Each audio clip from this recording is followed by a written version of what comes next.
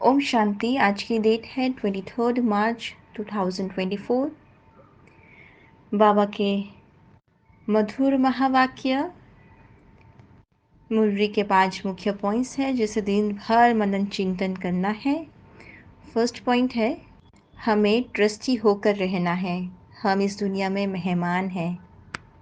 मेहमान समझेंगे तो बोझा हल्का होगा, अपनी तकदीर भी ऊंच बनेगी। तो उसके लिए दिल साफ चाहिए, इसमें बहुत सफाई चाहिए। बाबा को सब कुछ सच बतलाना पड़े। मेरा कुछ नहीं है, सब बाबा का है। भक्ति मार्ग के सत्संगों से यह ज्ञान मार्ग का सत्संग बहुत विचित्र है, क्योंकि यहाँ पे ज्ञान मार्ग का सत्संग में हम स्वयं भगवान के सामने बैठे हैं। यहाँ बाबा भी है, मम्मा भी है और छोटी मम्मा भी है। शिव बाबा है, ब्रह्मा बाबा है और मम्मा भी है। यहाँ तो इतने सब संबंध है। और यहाँ 3 बाप है, लौकिक, अलौकिक और पारलौकिक। लौकिक और पारलौकिक माना शरीर के पिता और शिव बाबा से हमें वर्षा मिलता है। लौकिक से हद का वर्षा मिलेगा और पारलौकिक से बेहद का वर्षा स्वर्ग की प्राप्ति कराएगा।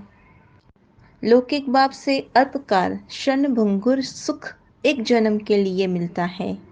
यहाँ तो तुम्हें 21 जन्म के लिए मिलेगा और तो और 4 युग में भी मिलता है। अलौकिक बाप है वंडरफुल, यह है प्रजापिता ब्रह्मा।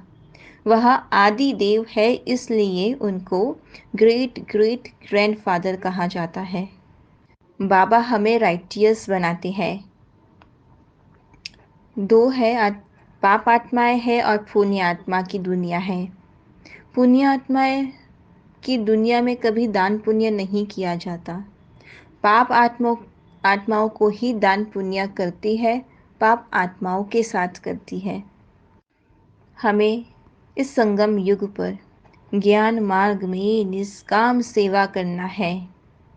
निष्काम सेवा तो सिर्फ और सिर्फ शिव बाबा ही करते हैं।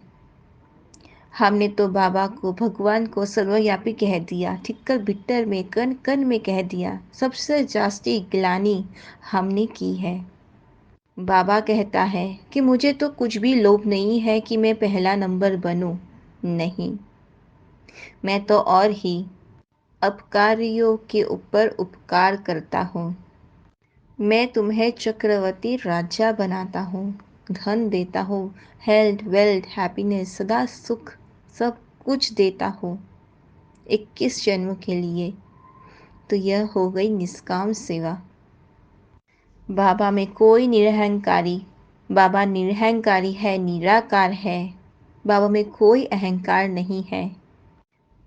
ब्रह्मा बाबा की ड्रेस कितनी साधारण है।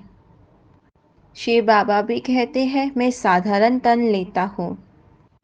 हम सतयुग में 100% संपूर्ण, वहाँ की गायें भी फर्स्ट क्लास होती है।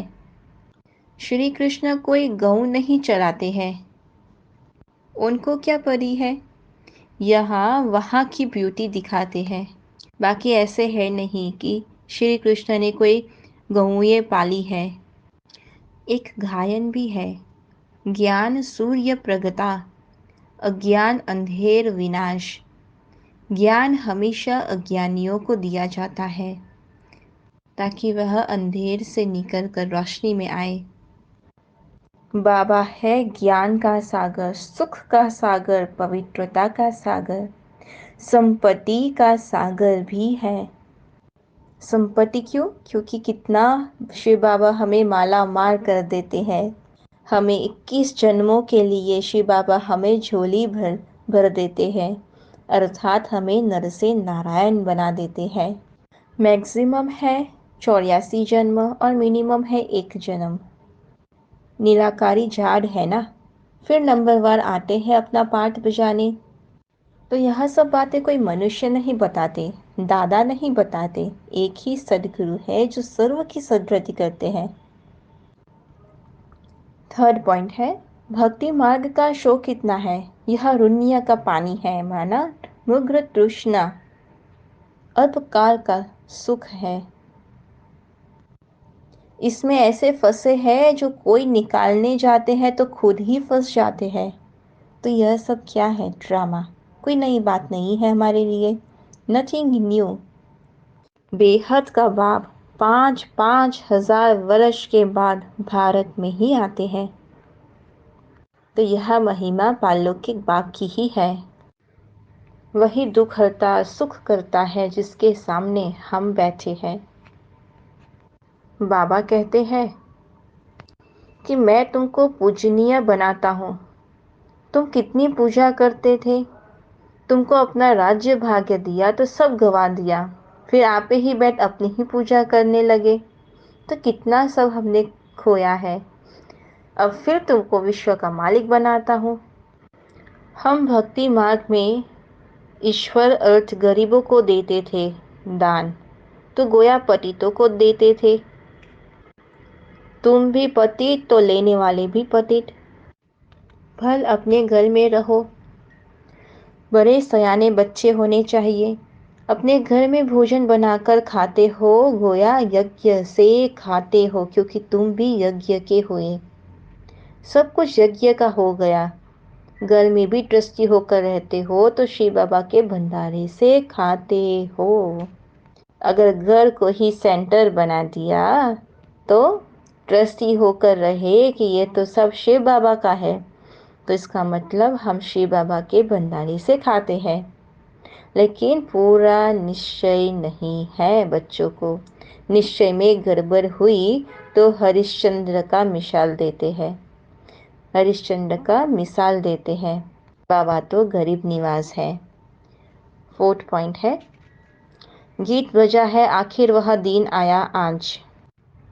अन्य धर्मात्माएं व अन्य धर्म नेताएं आते हैं धर्म की स्थापना करने, तो वह गुरु कैसे ठहरे? सदगुरु सदगति करने वाला तो एक ही है। मैसेंजर पैगंबर सब मैसेंजर पैगंबर बन सबको पैगाम देना है। सर्व पदार्थों की आसक्तियों से न्यारे अनासक्त प्रकृति जित भव। 5th पॉइंट है, अगर कोई भी पदार्थ कर्मेंद्रियों को विचलित करता है, अगर कोई भी पदार्थ कर्मेंद्रियों को विचलित करता है अर्थात आसक्ति का भाव उत्पन्न होता है, तो भी न्यारे नहीं बन सकेंगे। क्योंकि जहाँ माया आसक्ति है तो वहाँ हम न्यारे और प्यारे नहीं बन सकते। इच्छाएं ही आसक्तियों का रूप है।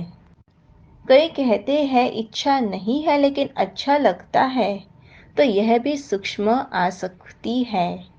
इसकी महीन रूप से चेकिंग्स करो कि यहाँ पदार्थ अर्थात अल्पकाल सुख के साधन आकर्षित तो नहीं करते हैं।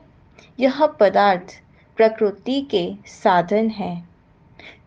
जब इनसे अनासक्त अर्थात न्यारे बनेंगे तभी तो प्रकृति जीत बनेंगे। क्योंकि पदार्थ तो सब प्रकृति के साधन ही हैं और इनसे अनासक्त होकर रहेंगे तो न्यारे भी बनेंगे, तो प्रकृति चित भी बनेंगे। मेरे मेरे के जमेलों को छोड़ बेहद में रहना है, तब कहेंगे कि हम विश्व कल्याणकारी आत्माएं हैं। अच्छा, ओम शांति।